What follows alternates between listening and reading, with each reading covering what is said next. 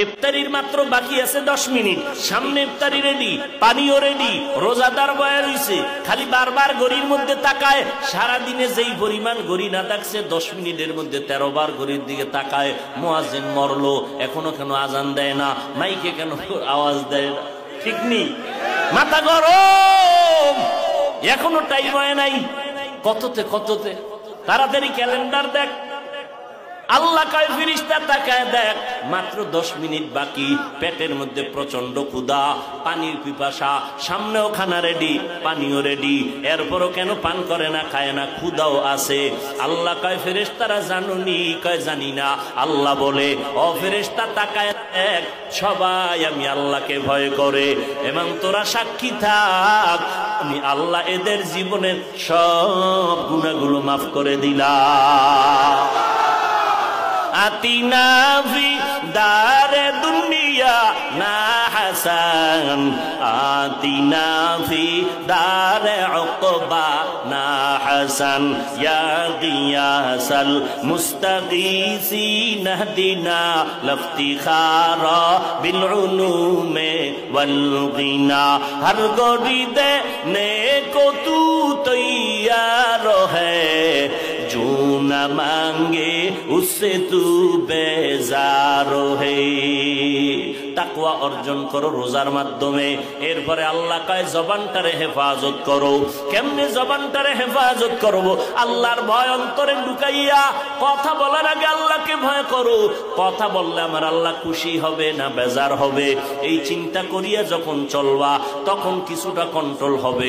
আর একটা কাজ হলো জিহ্বার দ্বারা কিছু কিছু মৌলিক গুনার কথা বন্ধ করো, কিছু মৌলিক নেক আমল চালু করো। তাহলে একটা পাত্রের মধ্যে কিছু থাকলে অন্যটা রাখা যাবে না, খালি পাত্রের মধ্যে অন্য কিছু ঢুকতে পারে। জিহ্বাটারে যদি নেক আমল দ্বারা চালু রাখো, গুনাহ সহজে হবে না। জিহ্বাটারে নেক আমল দিয়া চালু রাখো, গুনাহ কম হবে। 1 নম্বরে শপথ করো, রমাজান আসতেছে, এখন থেকেই তৈরি হয়ে যাব। এই জিহ্বা দ্বারা যেই পরিমাণ মিথ্যা কথা বলছি, সামনে আর মিথ্যা বলবো না। মিথ্যা বললে কলব মরিয়া যায়, চেহারার নূর নষ্ট হয়ে যায়, আমল নষ্ট হয়ে যায়। একটা মিথ্যাকে ঠিক রাখার জন্য হাজারো মিথ্যার তালি দেওয়া লাগে। মিথ্যা বন্ধ করে দাও। আল্লাহর নবী বলেন, মিথ্যাবাদী জাহান্নামী। মিথ্যার দ্বারা মানুষের জিন্দেগি বরবাদ হয়ে যায়।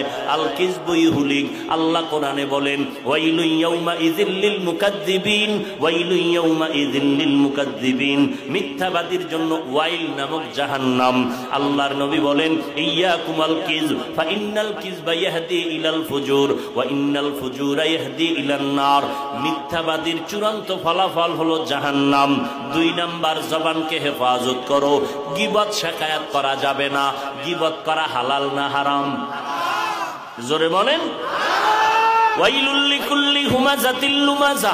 এই সূরাটার ব্যাখ্যা পড়ে দেখবেন গীবত করা হারাম, মরা ভাইয়ের গোশত খাওয়ার সমান। আল গীবাতু আশাদ্দু মিনাজ জিনা।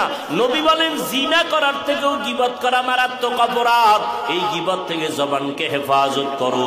তবে এই সূরার ব্যাখ্যা পড়লে দেখবেন 4 কারণে গীবত করা ওয়াজিব, না করলে গুনাহ হবে। এর মধ্যে একটা কারণ, ইসলামের ব্যানার লাগাইয়া যারা উম্মতের ঈমানের উপরে আঘাত করে, আহলে হক ওলামাদের উপরে দায়িত্ব ওই ভণ্ডদের নাম ঠিকানা শুদ্ধা উম্মতের বইলা বইলা সজাগ করা, সতর্ক করা, যে ওই ভণ্ডের কাছে যাইবা না, ওই দরবারে যাইবা না, ওই মাওলানার কাছে যাইবা না। এইভাবে আহলে হকরা বললে এটা সওয়াব হবে, এই গীবত করলে এটা সওয়াব, এই গীবত না করলে গুনাহ হবে। ওয়াইলুল লিকুল্লি হুমাযাতিল লুমাযা। এই সূরার ব্যাখ্যা পড়লেই পেয়ে যাবেন গীবত করা হারাম, হারাম, হারাম।